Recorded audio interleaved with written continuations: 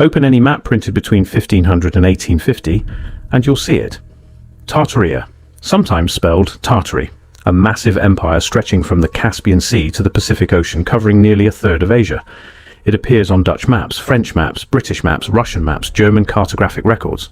For over 400 years, Tartaria was printed, reprinted, and distributed across every major European mapping house. And then it vanished. Not slowly, not through gradual borders shifting or empires being absorbed. One moment, Tartaria dominated Asian cartography. The next, it was gone, erased from history books, scrubbed from encyclopedias, treated as if it never existed. Today, mainstream historians dismiss Tartaria as a geographic placeholder, a vague term Europeans used for unknown Central Asian territories. A cartographic mistake, a misunderstanding. But here's the problem with that explanation. Placeholders don't get their own flags, they don't get detailed city layouts. They don't appear with precise borders on military maps used for actual wars.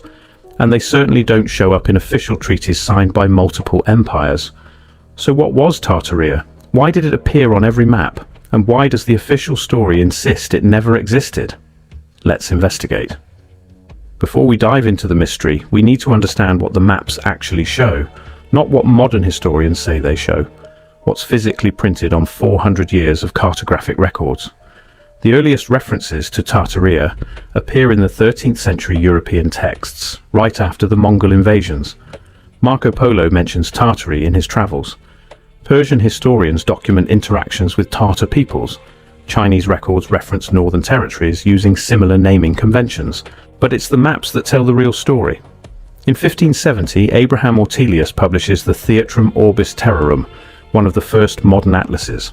Tartaria appears as a distinct region, not vague, not undefined. It has borders, it has cities marked. Kazan, Astrakhan, Samarkand. These aren't mythical places. They're real cities that still exist today. The Ortelius map shows Tartaria extending from the Volga River in the west to the Pacific Ocean in the east. From the Arctic Ocean in the north to the borders of Persia and China in the south. That's roughly 5 million square miles, larger than the entire Roman Empire at its peak. And Ortelius wasn't alone. In 1598, Jodocus Hondius produced a world map that shows Tartaria with even more detail. Major cities labelled, trade routes marked, mountain ranges drawn with surprising accuracy for the era. The Altai Mountains, the Tian Shan Range, the Pamir Highlands, all precisely positioned. By 1626, John Speed's atlas shows Tartary divided into multiple regions. Tartaria Magna, Tartaria Deserta, Chinese Tartary, Independent Tartary. Each section labelled, each with its own geographic features. Rivers, mountain ranges, trade routes. Speed's map includes something even more interesting. Illustrations, small drawings depicting Tartarian people. Their clothing, their customs. These aren't generic exotic foreigners' sketches. They show specific details, fur-lined coats, distinctive hats, riding equipment. Someone observed these people, documented them, drew them. The 1706 map by Nicolas de Fer shows Tartary with political subdivisions. The Khanate of Kazan, the Astrakhan Khanate, the Khanate of Sibir, each labelled as separate political entities within the larger Tartarian sphere. That's not how you label unknown territory. That's how you map a complex political landscape. The 1754 French atlas by Guillaume de Lille takes it further. Tartary now includes detailed annotations, population estimates, descriptions of government structures, notes on military capabilities. This isn't placeholder territory. This is intelligence gathering. De Lille's map includes a legend explaining the different types of Tartary. Free Tartary, he writes, is governed by independent Khans. Chinese Tartary falls under nominal Chinese control but maintains autonomy. Russian Tartary is contested between Moscow and local rulers. These aren't guesses. These are political assessments. And then there's the 1771 Encyclopedia Britannica, first edition, volume 3. It includes a 7-page entry on Tartary, not a footnote, not a brief mention. 7 full pages describing its geography, government, military, economy, and culture. The entry describes Tartary as a vast country in the northern parts of Asia, bounded by Siberia on the north and west, by the Caspian Sea on the west, by Persia on the south, and by China on the east. That's not a vague placeholder, that's a detailed country profile. And here's where it gets interesting. These maps aren't consistent with the vague placeholder theory, because the borders change, they shift over time, they expand and contract like any other empire. Between 1600 and 1800, you can track Tartaria's territorial evolution across hundreds of maps, borders pushing west toward the Urals, eastern boundaries shifting along the Pacific coast. Placeholders don't evolve, mistakes don't show strategic movement, but empires do. The real question isn't whether Tartaria appeared on maps. It did, undeniably. The question is what it actually was. The mainstream explanation goes like this. Tartaria was a catch-all term Europeans used for the unknown regions of Central Asia, a geographic generalization. When Europeans didn't know who controlled a territory, they just labeled it Tartary and moved on. Sounds reasonable, except it doesn't match the evidence. First problem. The term Tartary doesn't just appear on European maps, it shows up in Russian records. The Russian Empire, which bordered these territories, used the term Tartaria in official documents. The 1720 census conducted under Peter the Great lists Tartar populations, not as foreigners, as subjects within specific administrative regions. Russian military maps from the 1700s show Tartary as a distinct entity, separate from Siberia, separate from Mongolia, separate from China. These are maps used for actual military campaigns. You don't put placeholder names on operational documents. Second problem, Tartaria appears in diplomatic treaties. The 1689 Treaty of Nerchinsk between Russia and China references Tartar territories as a third party. Not Russian, not Chinese. Tartar. The treaty negotiators knew the difference. They were drawing borders around actual political entities, not vague geographic zones. Third problem, the cities marked within Tartaria aren't unknown settlements. They're major trade hubs: Bukhara, Tashkent, Kashgar. These cities had established governments, minting their own coins, conducting international trade. European merchants travelled there, wrote about them, described their architecture, their markets, their rulers. So if Tartaria was just a placeholder for unknown Asia, why does every detail about its cities match historical records of real places with real governments? The counter-argument is that these were independent khanates and city-states that Europeans grouped together under one name for simplicity. Possible. But that doesn't explain why the maps show Tartaria as a unified political entity with consistent borders. It doesn't explain why 18th century encyclopedias describe Tartarian government structures, laws and military organizations as if they were centralized. And it really doesn't explain the flags. In 1783, a book titled The Present State of All Nations was published in London. It's a comprehensive encyclopedia of world governments. Volume 5 includes detailed descriptions of Tartary, not as a vague region, as a nation. It describes the Tartarian government as a confederation of tribes under a central authority.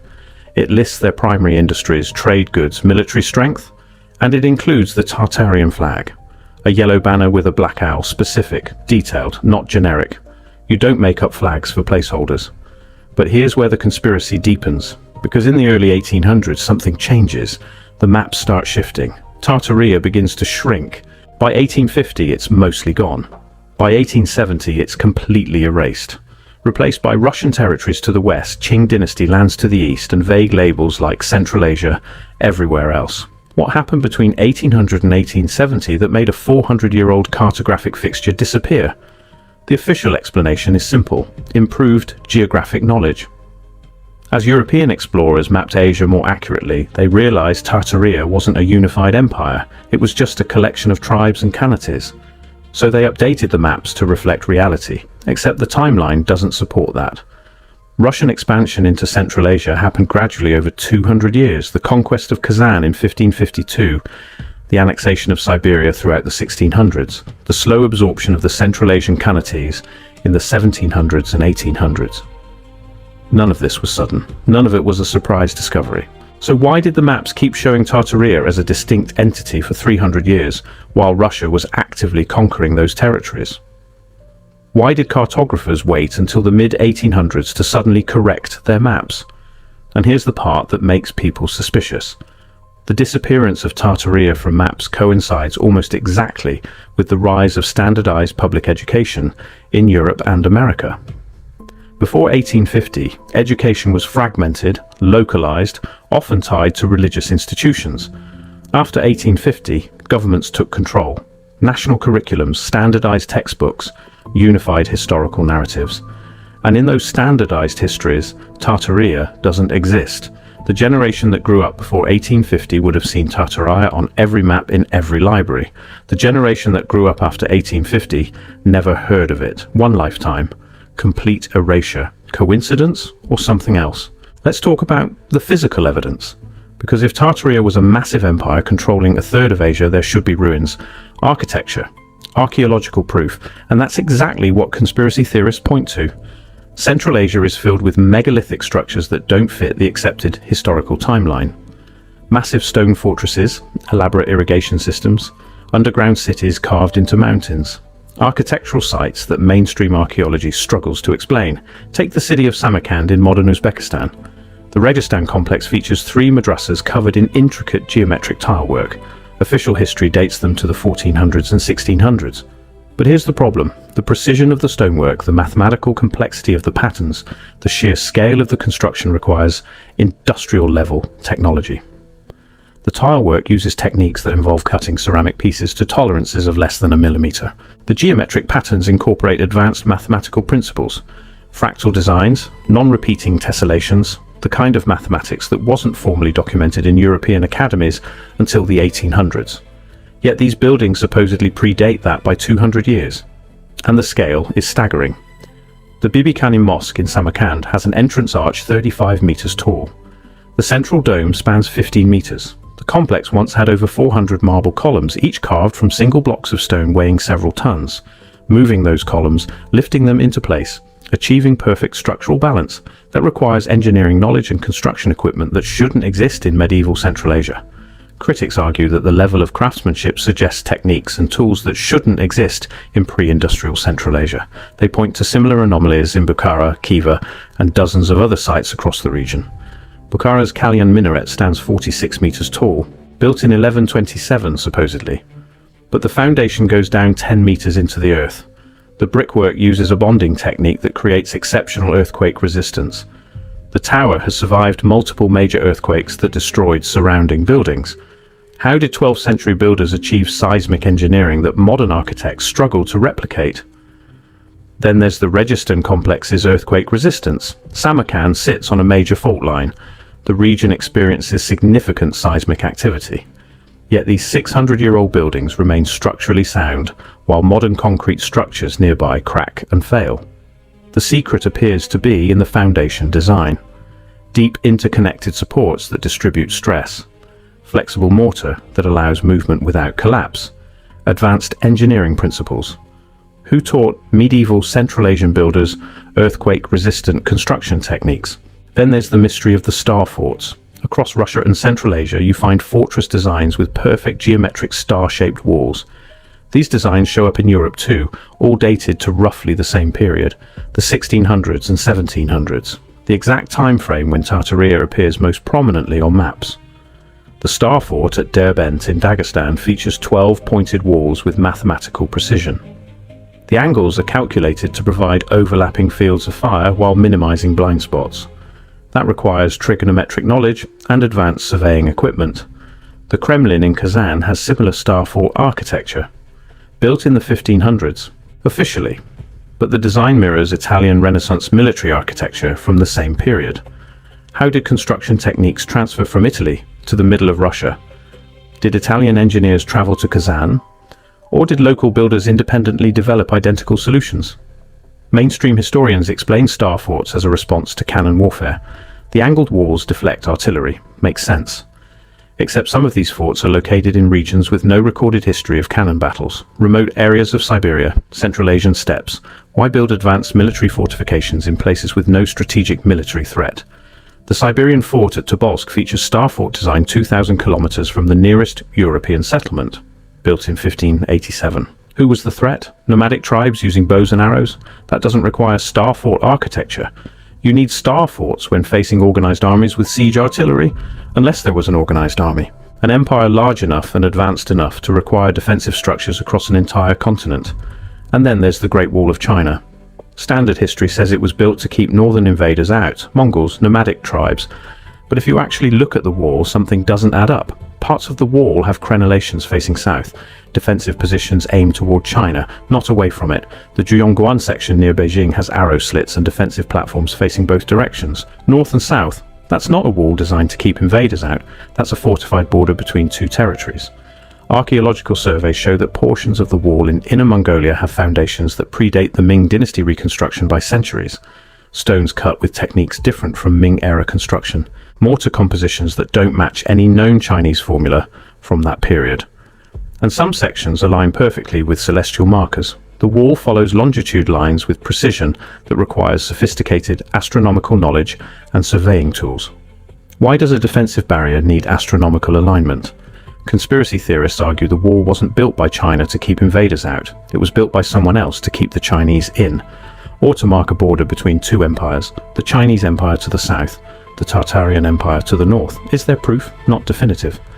But there are historical records of massive construction projects in northern China that don't match the official timeline. There are archaeological surveys showing wall sections that predate the commonly accepted Ming dynasty construction.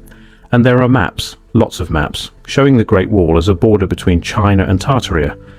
Now let's address the elephant in the room. If Tartaria was real, where did all the people go? You can't erase an empire of millions without someone noticing. The conspiracy theory has an answer. And it's dark. In the early 1800s, a series of catastrophic events hit Central Asia. Earthquakes, floods, famines. The historical record documents them. What the record doesn't emphasize is the scale. Between 1812 and 1850, Central Asia experienced some of the worst natural disasters in recorded history. The 1812 earthquake in the Caucasus region, the massive flooding of the Aral Sea basin in the 1820s, the Siberian famine of 1844. Each event killed hundreds of thousands. But let's look at the timeline more closely. The 1812 Caucasus earthquake didn't just hit one city.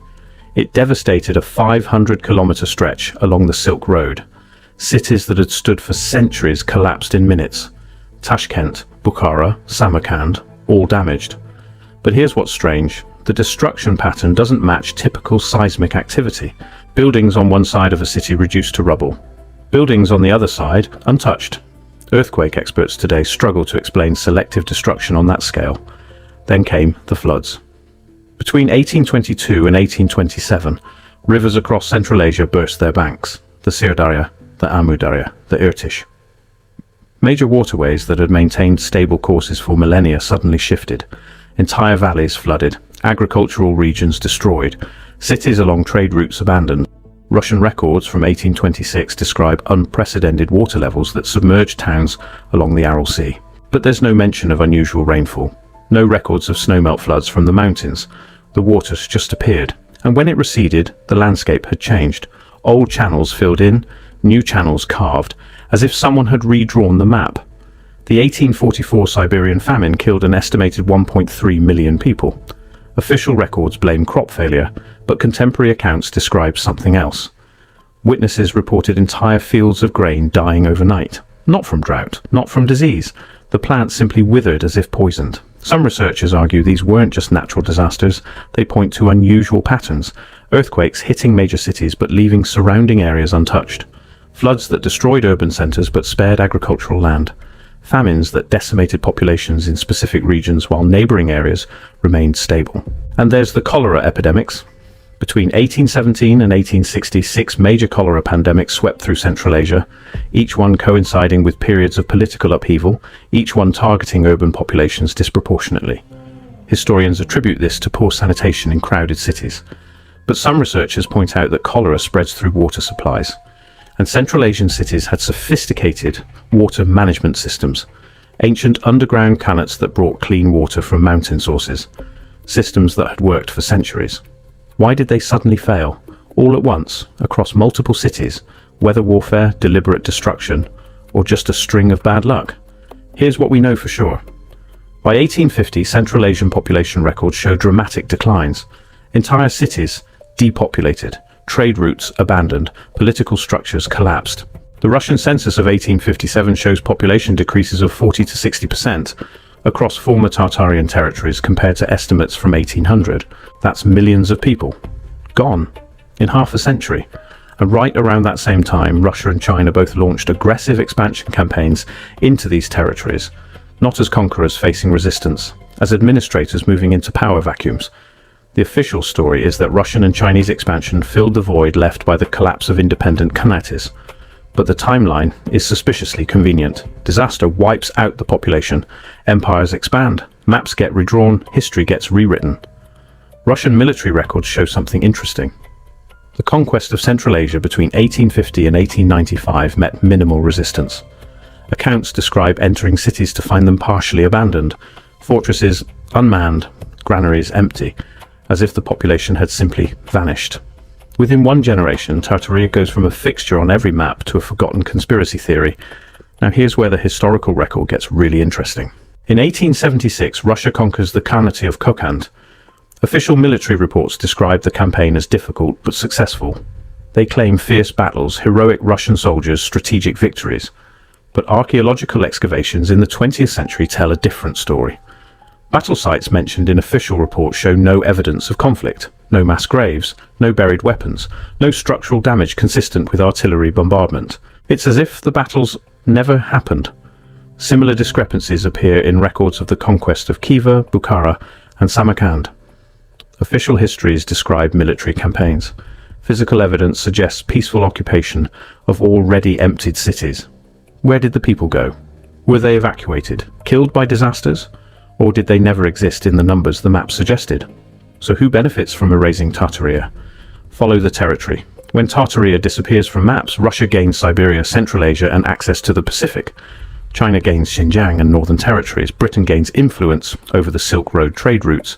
3 empires, massive territorial gains, and all of it justified by claiming they were just filling in the blanks on the map. Bringing civilization to savage lands, documenting territories that were always theirs. But if Tartaria was a recognized political entity for 400 years, then Russian and Chinese expansion wasn't exploration, it was conquest. And that conquest required justification, required a narrative that erased the people who were there before. Erasing Tartaria from history means erasing the justification for territorial claims. It means no one can point to old maps and say, this land belonged to someone else. It means the victors write the history and the losers disappear completely. Is that what happened? Did the major empires of the 19th century collaborate to erase a competitor from the historical record? Or is Tartaria exactly what mainstream historians say it is? A vague geographic term that conspiracy theorists have blown out of proportion? Let's look at the evidence one more time. Tartaria appears on hundreds of maps from 1500 to 1850. Documented fact. It shows consistent borders, major cities, evolving territories. Documented fact. It appears in treaties, encyclopedias, and government records from multiple countries. Documented fact. And then it vanishes completely within one generation. Also, documented fact. The mainstream explanation is that Europeans used Tartaria as a placeholder term and later corrected their maps as knowledge improved. But that explanation doesn't account for the Russian and Chinese records that also reference Tartaria as a political entity.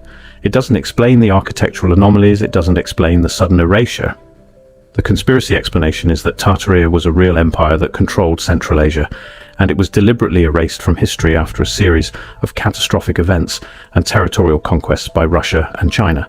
But that explanation requires a level of coordination and secrecy that seems implausible. So where does that leave us? Maybe the truth is somewhere in the middle. Maybe Tartaria was real, but not in the way conspiracy theorists imagine. Not a single unified empire, but a loose confederation of city-states, khanates, and tribal territories that Europeans labelled as one entity for simplicity. A confederation that was powerful enough to appear on maps as a rival to Russia and China, but fragmented enough to collapse when disaster struck. And maybe that collapse was so complete, so devastating, that the surviving empires saw an opportunity. Not to erase history out of malice, but to simplify it. To claim territories that no one was left to defend. To write a cleaner narrative that didn't include the messy details of what came before. Or maybe the conspiracy theorists are right. Maybe there was a deliberate campaign to erase Tartaria because acknowledging its existence would undermine the territorial claims of modern nations. Maybe the evidence is still out there, hidden in archives, waiting for someone to connect the dots. The maps exist, the cities exist, the architectural mysteries exist, the historical records exist. What doesn't exist is a clear, universally accepted explanation that accounts for all of it. And that's what makes Tartaria so fascinating. It's not just a conspiracy theory, it's a gap in the historical record that no one can fully explain. A 400-year-old cartographic mystery that disappeared in a single generation. So was Tartaria real? Did an empire that controlled a third of Asia simply vanish?